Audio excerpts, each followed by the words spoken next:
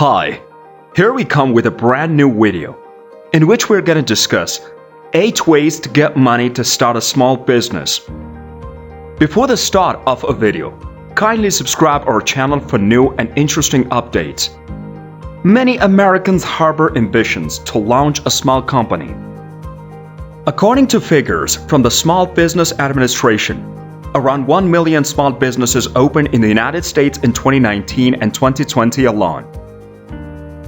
All of these enterprises had one thing in common. They all required money to get started. It's essential to raise enough money to launch a small business and set it up for longevity and future success. We'll go over the fundamental method in this video for raising capital to launch a small business. Number 8. Savings. According to the Gallup Small Business Index, the majority of the startup owners rely on their savings to finance their enterprises.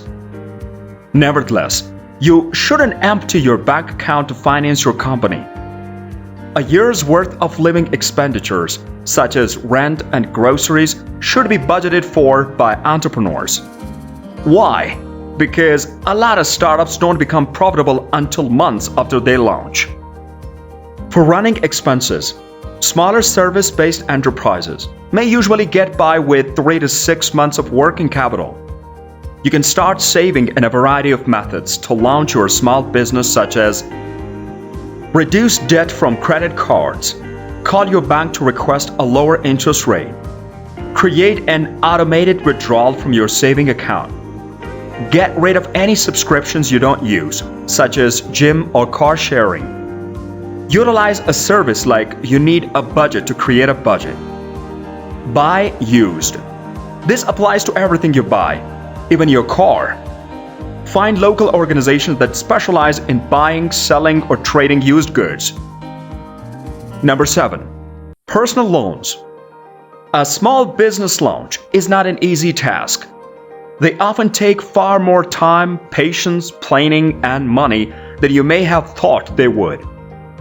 Fortunately, prospective small business entrepreneurs have access to financial choices.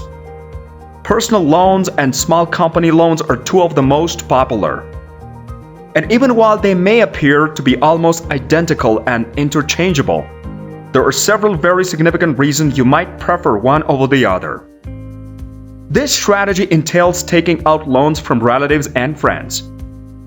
Put the terms of the personal loan in writing to prevent misunderstandings. Be specific about the amount you require, the interest rate, and the repayment schedule. Number 6. Cards D-Credit. A line of credit is offered by small business credit cards, which can be used to buy anything your company might want, from supplies to equipment. You might not have the cash on hand to make these transactions without a credit card. Many business owners must spend money to make money, but doing so without a credit card can be challenging. Your cash flow can be aided by a line of credit by allowing you to make purchases that will enable you to complete business orders. You can apply for a company credit card or utilize your card. Even if you have the option, don't take it lightly. High interest rates on credit cards can cause monthly balance increases. You can accumulate debt that's significantly more than you anticipated, which would be disastrous for your startup company. Still, firmly believing that using credit cards is best course for you. Use a credit card with the best available terms for payment and the lowest feasible interest rate. To locate the best card for your business, research credit.com. Number 5. Bank loans. A bank loan for a small business is regrettably not guaranteed. Before approving a small company loan, banks want solid business plans and high credit ratings. Low interest rates. Bank loans often have the lowest interest rates. Flexibility. If you borrow money from a bank, the institution won't give you a set of guidelines for how to use it. Maintain control. To obtain a loan from a bank, you are not required to forfeit any equity. To demonstrate your dedication to making your firm successful, they can also ask you to put some of your own money into it. Since your bank is already acquainted with your financial history, you can use them. Alternately, pick a bank that has a reputation for financing small businesses. Select a lender that is SBA guaranteed to increase your chances of approval. Learn more about the conditions for SBA loans. Utilize a business loan calculator to predict the potential cost of your small business loan. Number 4. Angel and venture capital investor.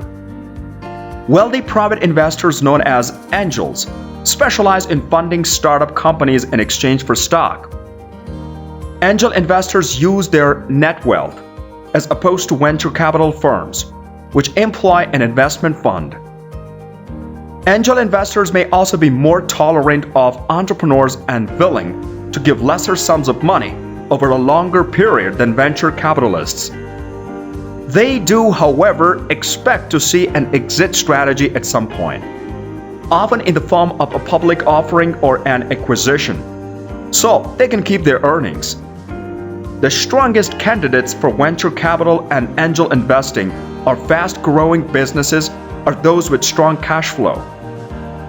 Nevertheless, each investor has a particular focus in terms of region, sector, and firm age.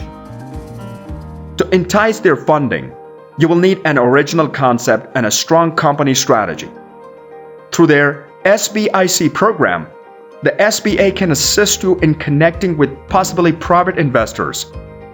Typically, investments are made over 3 years. 3 types of investments are made by SBIC. Loans.